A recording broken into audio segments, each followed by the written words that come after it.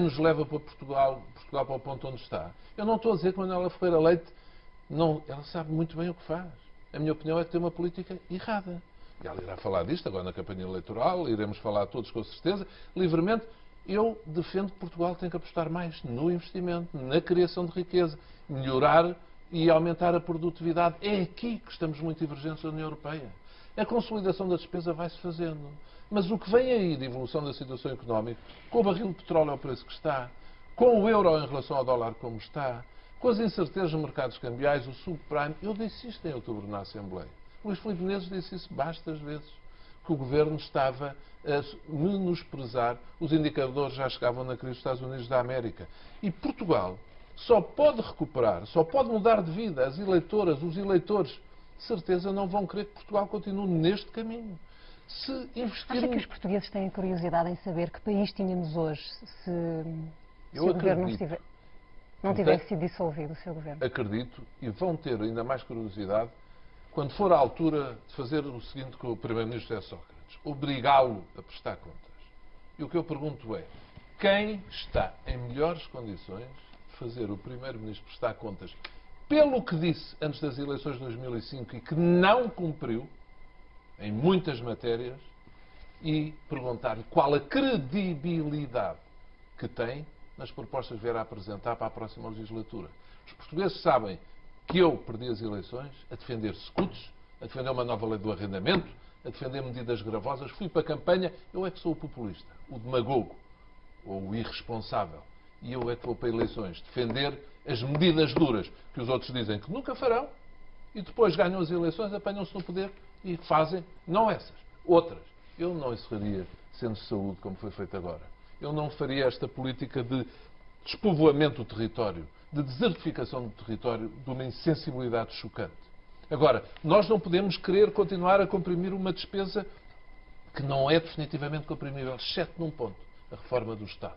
Libertar dezenas, mais do que uma centena de milhares de funcionários públicos por rescisão amigável. Não é passá-los para o quadro da mobilidade com a Caixa Geral de Aposentações a continuar, portanto, o Estado a suportar o encargo. É financiar, o Dr. Miguel Cadilho propõe, por exemplo, com a alienação calendarizada, no devido tempo, de reservas de ouro, para financiar a rescisão desses contratos no funcionalismo público para diminuir o grosso da despesa primária, que são as despesas com pessoal. Mas o privado não tem alternativas para as pessoas. Como é que convence os funcionários públicos a rescindirem? É preciso criar novos empregos. Novos empregos só se criam com novo investimento. Novo investimento só se cria com confiança. Confiança só se cria com um programa que aposte nas energias das pessoas, que não as castigue, que não diga e agora vou fechar os centros de saúde, agora vou fechar as estações de correio, os ramais ferroviários, agora as empresas vão sair daqui.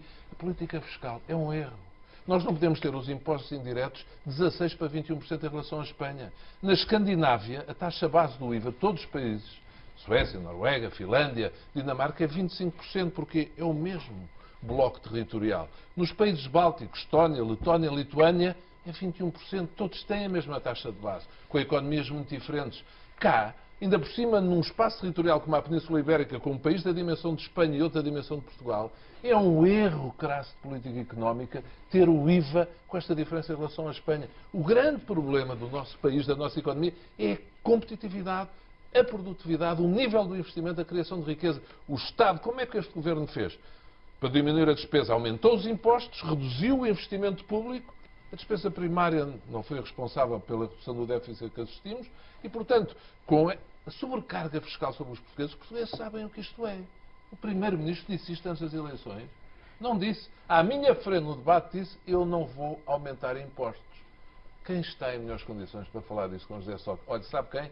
Quem tem feito os combates com ele agora. O difícil não é fazer debates nas televisões. Já fiz muitos. O difícil é estar lá a dar o combate nas alturas mais de topo deste governo em que o Primeiro-Ministro está ou estava num estado de quase graça. E, portanto, neste momento já não está. E sabe porquê? Porque houve quem aceitasse dar a cara, combater, ir para o terreno e, ao contrário do que alguns diziam, dados objetivos, de opiniões não minhas, vencer até os debates com ele pela razão. Porque não são encontros de boxe. Vencer pela razão. Como é que se vai comportar pela o PSD razão dos argumentos. perante a sua candidatura? Neste momento temos diretas, é um sistema que o partido está ainda na prática no qual eu tenho grande responsabilidade, propulo no Congresso de Viseu. Como é que acha que o partido se vai... Já percebi, perguntei-lhe que opinião achava que os portugueses tinham de si. Se deixou uma curiosidade em saber como é que podia ter levado aquele governo até ao fim. E o PSD, confia em si ou tem medo de si? Tem dúvidas sobre si? Eu devo dizer, se fosse eleitor só, militante só nestas eleições, e lesse isto tudo e fosse só pelo que se lê e pelo que se ouve, eu fugia. Quer dizer, dizia, esse senhor nem o quero ver. Agora, há muitas pessoas, e a democracia é isso, há muitas pessoas que querem ver, querem apoiar. Ou 21%, ou 48%, sim, ou 29%. Eu, no pior do meu tempo político, 1,5 milhão de portugueses votaram no meu partido comigo na liderança. Não sei se votaram todos os que estavam ali a falar na televisão. 1,5 milhão de portugueses. O primeiro-ministro, em estado de graça, impoluto, ganhou as eleições. Agora imagine quanto é que ele terá quando for a contas e como é que será o debate connosco. Agora, temos que pôr o partido em ordem. Esta situação não pode continuar. Depois de ganhar a liderança, eu vou dizer a algumas pessoas que se sentem mal aqui no partido têm que pensar a sua vida e se quiserem mudar de vida. Porque o partido precisa de ordem. E há uma coisa que eu garanto. Eu nunca estive no poder, a nível nacional, o tempo suficiente e com a legitimidade própria para fazer as coisas como entendo ver fazer. Olhem para a maneira como liderei o grupo parlamentar. Diz ainda hoje ali, desbaratou as finanças na Figueira. Continuam a escrever estas coisas na Figueira, em Lisboa, no Governo. Mas como? Está a ver? Vamos centrar-nos no PSD e nessa... Não, mas eu quero dizer, está provado que em Lisboa? Não, provado pelas entidades competentes, que não foi no meu tempo, mas continuam a escrever isso. E quanto à obra? Na Figueira, os figueirenses querem-me de volta. E por que será? Quanto à obra? Quantas produções vão? E no governo... tem de sair se o senhor for eleito? Diga? Quem é que vai convidar a sair se for eleito? Eu não vou convidar a sair, vou convidar as pessoas, de uma vez por todas, a respeitarem a vontade da maioria. Não pode acontecer um líder ser eleito, o que fizeram com Luís Filipe Menezes. Mas eu não estou a dizer, ninguém contestou Luís Marques Mendes, contestou. O próprio Luís Filipe Menezes. O próprio Luís Filipe Menezes. Mas não foi desta. O Luís Marques Mendes nunca teve este ataque. Porque por razões várias tinha muitas... Não, Luís Filipe Menezes criticou. Mas estou a dizer, bem, houve uma altura em que teve muitos, foi quando perdeu a Câmara de Lisboa. Mas eu vou dizer com franqueza, há aqui uma candidatura simpática, toda a gente diz bem, que aparece para... Como dizia Miguel Guedes, não tem nada para dizer, não tem nada, porque, de facto, Pedro Passos Coelho ainda nunca dirigiu nenhuma instituição, nenhuma entidade, é visto como um candidato com futuro, e eu também considero que tem, com certeza, e terá muito, seguramente, mas eu entendo, primeiro, irá passar por ganhar uma Câmara, por ser membro de um governo, apresentar provas, apresentar resultados, fazer obra. Não se pode dirigir um país quando ainda não se dirigiu nada.